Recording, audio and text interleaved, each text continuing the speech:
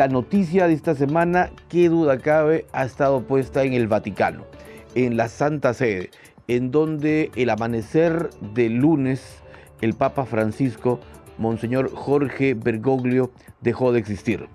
Todos unos funerales que han durado hasta hace 3 horas aproximadamente, en que sus restos ya han sido sepultados en la capilla de María la Mayor, en Roma, luego de toda una serie de visitas, una serie de mensajes al mundo recordando su vida cristiana, su vida en la fe, pero sobre todo el testimonio vivo que ha dejado como líder de la Iglesia Católica durante más de 12 años.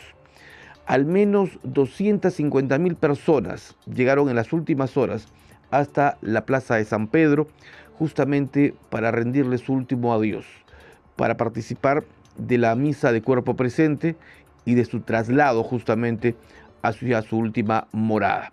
Pero a lo largo de las 48 horas últimas también muchos lo acompañaron para también darle testimonio de esa fe durante su velatorio en la Basílica de San Pedro. Vamos a ir a empezar justamente a conversar sobre el tema. Estamos ya en contacto a las 8:07 con el padre Miguel Fuertes Prieto, de la Orden de San Agustín. Él es administrador diocesano de Iquitos y vamos a conversar con él porque además también es teólogo y misionero agustino. Padre Miguel, muy buenos días. Gracias por estar con nosotros esta mañana aquí en Radio Nacional del Perú. Buenos días, señor Ricardo, y buenos días a todos los oyentes. Bueno, en primer lugar, o sea, ya no soy administrador apostólico, puesto que esa es una figura cuando no hay obispo, ¿ya? Correcto. Ahora ya tenemos obispo en el vicariato, entonces, bueno, soy el párroco de la Catedral de Iquitos, ¿ya? Correcto. Solamente. De la iglesia matriz de Iquitos, tengo entendido. Correcto. Sí, la iglesia matriz de Iquitos, que es la catedral. Así es. Aquí en la selva se dice matriz, pero es la catedral, ¿ya? Correcto. Lo teníamos agendado así anteriormente por su enorme participación durante la época del COVID, que tuvo una activa participación. Padre Fuertes, justamente empecemos hablando de esa imagen que nos ha dejado el Papa Francisco durante su vida católica, pero sobre todo durante sus 12 años de pontificado, en donde las reformas que se aplicaron a la Iglesia sin duda han sido trascendentales justamente para acercarse al día a día del hombre y la mujer de a pie, digamos, ¿no? De ese hombre y mujer que día a día sale pues en busca de alimento y de trabajo. Sí, el Papa Francisco ha logrado transmitirnos a un Jesús y a una iglesia humanos, ¿ya? Humanos en el sentido de acercamiento pleno y total a la humanidad, y sobre todo a la humanidad más sufrida, más vulnerable, con más sufrimiento en todos los sentidos, ¿no? Es uno de los grandes logros. O sea, pasarán años en los cuales seguiremos indagando y descubriendo la riqueza de papados de Francisco. Pero sobre todo yo creo que nos ha acercado muchísimo a Dios, a todos y cada uno de nosotros, ¿no? A todos. Eso es importante dentro de las muchísimas cosas que podríamos decir de Francisco, pero esta cercanía de Dios al pueblo, bueno, creo que es invalorable en muchísimos sentidos. Pero esa cercanía, además, padre, con la Amazonía, con esa Amazonía que usted conoce muy bien, en la cual justamente trabaja, porque este legado, en muchos casos que deja Francisco, yo decía en un tuit que publiqué temprano, deja una valla alta, ¿no es cierto? Porque era no solo un santo padre que se preocupaba por el futuro de la iglesia como misión pastoral, sino también de diversos sectores, que es la protección del mundo, porque solo una autoridad eclesiástica no puede estar preocupada en su feligresía, sino en lo que ocurre dentro de la sociedad y sobre todo de esa casa mundial y en la protección de nuestro medio ambiente que viene siendo socavado no solo, bueno, en gran parte del mundo. Sí. Los obispos brasileños sacaron el tema de la Amazonía y el significado de la Amazonía para el mundo en la conferencia episcopal del CELAC de Aparecida. Así Y es. el Papa Francisco, en aquella, pues, arzobispo de Buenos Aires, fue el que redactó el documento final de Aparecida, donde se habla de la Amazonía y del significado y sentido que tiene la Amazonía para el mundo. Yo creo que ahí se enamoró el Papa Francisco de la Amazonía. Y ya siendo Papa, pues, bueno, creo que es el primer Papa que tiene tanto documento y tanta incidencia en la Amazonía. El haber convocado a un sínodo sobre la Amazonía, un sínodo territorial, porque hasta entonces los sínodos eran mundiales de todos los obispos de todo el mundo o por temas, ¿no? La familia, la juventud, etcétera. En este caso fue un sínodo territorial, en la Amazonía. Y eso hizo poner a la Amazonía, al medio ambiente, a la casa común, pues en la palestra en todo el mundo, ¿no? Con la Laudato Si, ¿no? Etcétera, pues ha significado muchísimo, una revalorización de la Amazonía en todos los sentidos, en el sentido ambiental, ecológico, de salud mundial en general, y en el sentido también de las interculturalidades, de la interdependencia.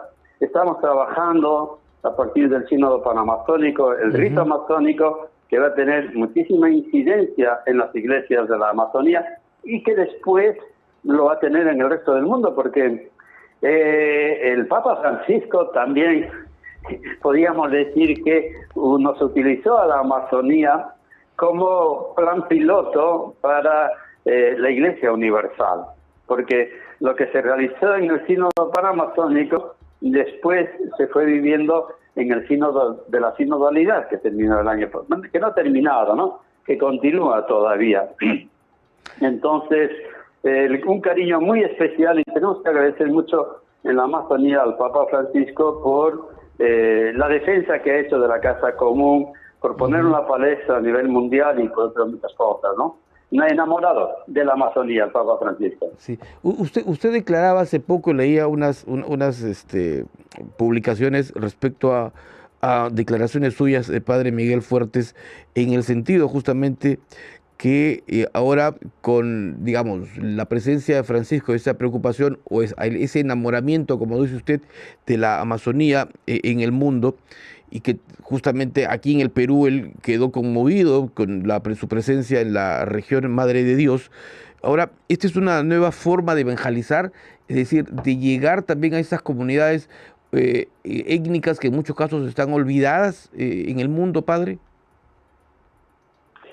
Sí, por supuesto que todo ello nos ha llevado a replantearnos algunas cosas a los misioneros, a la Iglesia Amazónica, a los distintos vicariatos, para que, si bueno, no solamente son palabras bonitas, sino cómo lo hacemos realidad. Claro. Lo que les decía de la reflexión sobre el rito amazónico nos está llevando a replantearnos algunas cosas, siempre en función de la misión de la Iglesia en medio de la sociedad.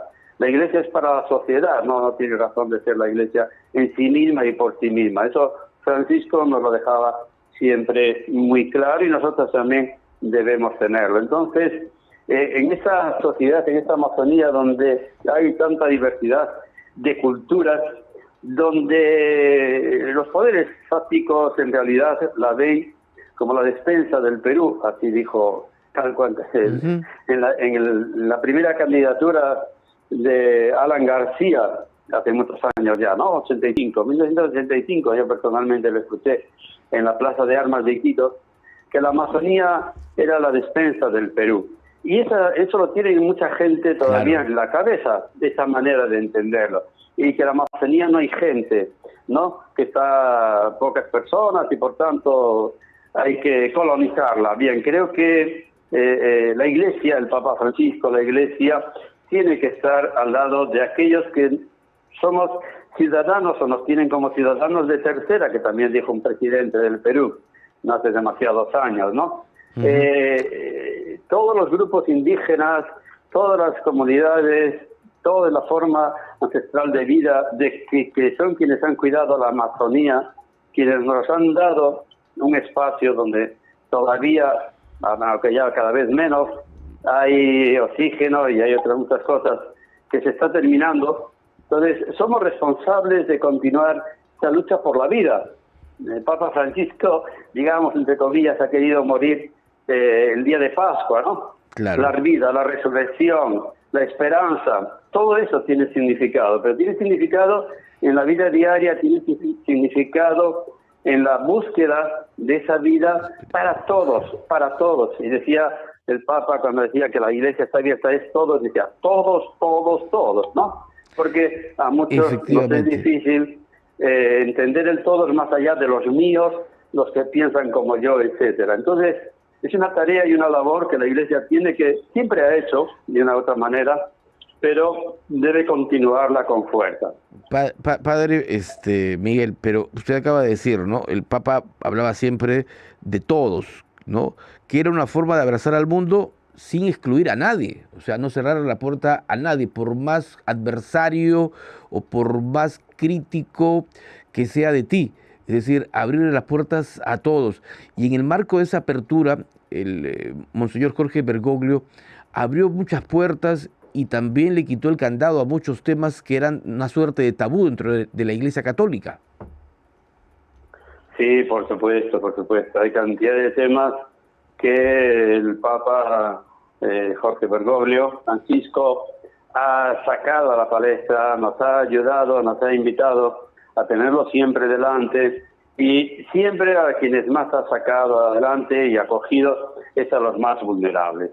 Le gustaba mucho lo de los márgenes, ¿no? Las periferias existenciales, que no siempre es lejos, sino a veces en el mismo hogar, en la misma casa.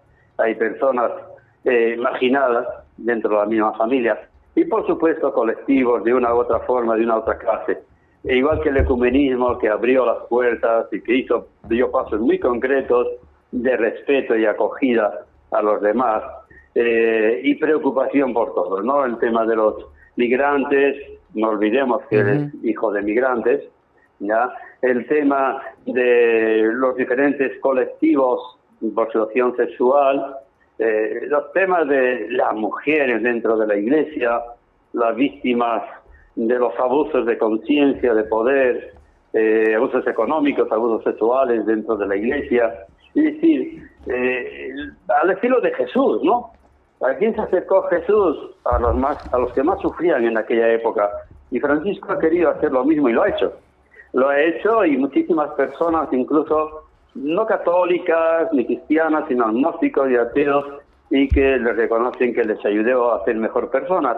Y de eso se trata al final, ¿no? De llevarnos unos a otros, ayudarnos a ser mejores personas con los demás, con la naturaleza, con la creación.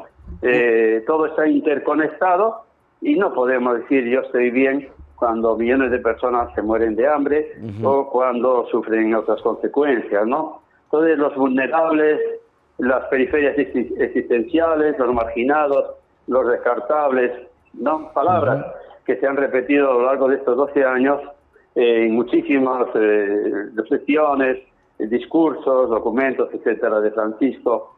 Y bueno, es una riqueza que tendremos que ir poco a poco sacando y continuándola. Correcto. Es más, no le cerró la puerta a nadie, ni incluso, como decíamos, a sus más duros críticos. El hecho de que el presidente Javier Milei, presidente de Argentina, y muy crítico durante su campaña electoral de Monseñor Jorge Bergoglio, a quien le tuvo calificativos irreproducibles, ha estado hoy en sus funerales. Llegó un poquito tarde, pero estuvo en sus funerales. Sí, lo hizo con el presidente Milei, lo hizo dentro de la Iglesia con algunos de los obispos y cardenales. También. Ya algún obispo de los más críticos se le nombró cardenal. Y es decir, no se quedó en palabras. Lo bueno, entre otras muchas cosas de Francisco, es que no hizo discursos bonitos y declaraciones de cara a la galería, sino que lo vivía, lo que decía lo vivía. O primero lo vivía y después lo decía, ¿no? Entonces, el acoger a todos, él lo vivió completamente. Ya no rechazó absolutamente a nadie, no tuvo miedo recuerdo, por ejemplo, el coloquio que tuvo con un grupo de jóvenes de todo el mundo, que había jóvenes pues de católicos, no católicos, de colectivos homosexuales, de agnósticos, etcétera, ¿no? Entonces, y respondió a todas las preguntas que le hicieron. Esa es la grandeza de Francisco, que vivía lo que decía, o mejor dicho, yo creo que decía lo que primero había vivido. Y se nos muestra un camino para todos los católicos de decir, bueno, ¿qué tengo que hacer? Pues mira, fíjate en Francisco cómo vivía y cómo después era capaz de decir, y lo que decía llegaba al corazón de quienes le escuchábamos, porque sabíamos que no eran palabras bonitas, sino vidas, nos expresaba lo que era su vida, ¿no? Y lo ha demostrado, pues, por ejemplo, en su forma, la austeridad de su vida, en ahora cómo quiso ser sepultado, los títulos que se quitó de encima, digamos, también muchos refilas del Imperio Romano, incluso que en la vestimenta y demás, que había permanecido y cortó con algunas cosas. Yo creo que se acercó muchísimo la figura del Papa al pueblo y por eso es tan querido.